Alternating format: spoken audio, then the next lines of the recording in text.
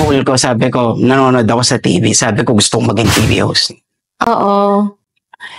Ano ba yung ginagawa ng mga TV So, host? doon na nag-start Doon na nag-start. na mapunta ka sa pagiging TV host and Yes. director. Yes. Meron akong kaibigan. Parehas kaming nasa TV. Parehas naming ginagawa. Gusto to. Oo. And then, dito naman napasok. I think that was way back in 2015, yung Sam and Marge show. Sam and Marge show is your unconventional TV show. Dalawa kami ni Sam, nagta-travel kami around the Philippines and doon din sa iba't ibang parte ng Asia.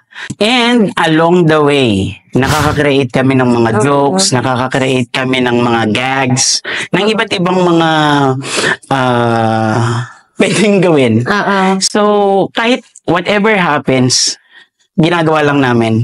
And then, nakilala din kami sa medyo late night show ni Jojo A. During those times.